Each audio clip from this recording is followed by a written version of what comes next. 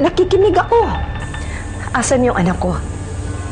Sabihin mo sa akin, saan ko siya matatagpuan? Bigyan mo ako ng 1 milyon. Sasabihin ko sa'yo. Ano ba to? Naglolokohan ba tayo?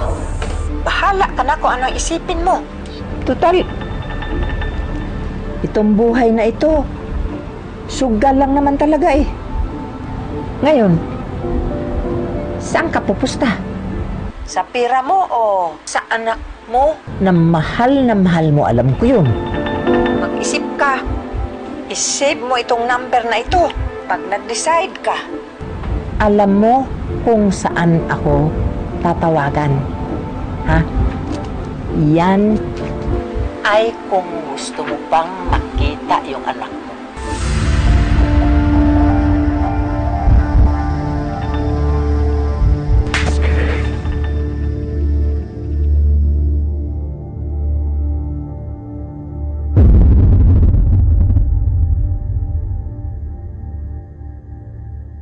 Sige! Ngayon makakaganti na talaga ako. 1 milyon. Pare!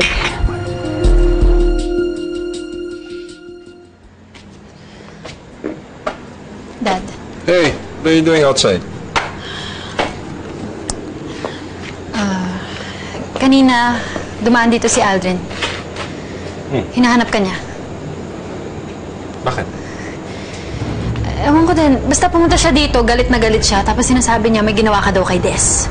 What? Totoo ba yan, Dad? May ginawa ka ba sa kanya? Of course not. Don't tell me, minamanyak mo siya.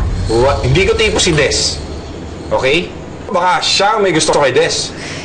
Dad, hindi magkakagusto ang boyfriend ko sa cheap na babae. Ganun ba? Alam mo ba nung dumalo ako sa mami mo sa shop?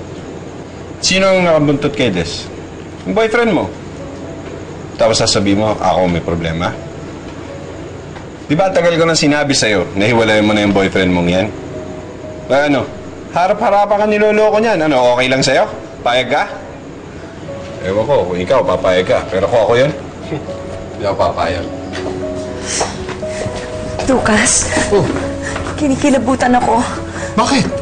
May tumawag kanina sa akin sa telepono. Sabi, hoy paro yung anak ko.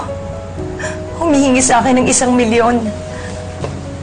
Agnes, ano ka ba? Tingin mo na yan, kalokohan na yan. Lucas, baka nagsasabi siya ng totoo. Paano kung tama yung sinabi sa akin na mahuhula ko na buhay pa nga yung anak ko? I'm thinking 1 milyon lang naman ito. I don't mind paying para lang makita ko yung anak ko. 1 milyon? Alam mo, kaya kumikita ang mga sindikato. Diyan sa mga 1 milyon na yan. Sa tingin mo ba, sa tagal ng panahon na paghahanap natin, hindi pa natin siya makikita? Diyos ko naman, Agnes. Tingnan mo na yung katangahan mo. Please. Excuse me.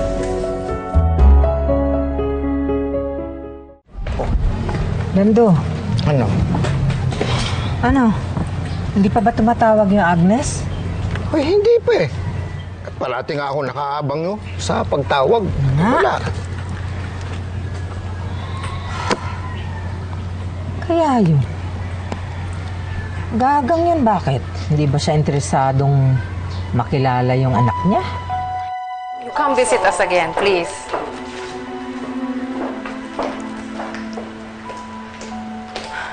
Agnes, saan ka galing? Pumunta ako ka na, Madel. Ayan, pinahiya na naman ako, tapos pinagtabuyan ako. Grabe, bakit ba? Allergic na allergic sa'yo yung babaeng yan. Naman, Jessa, hindi ko rin talaga alam. Wala naman akong kasalanan ginawa sa kanya. Gusto ko pa nga silang tulungan eh. Hindi ko alam kung bakit gusto niyang dumistansya ako sa kanilang dalawa ni Des.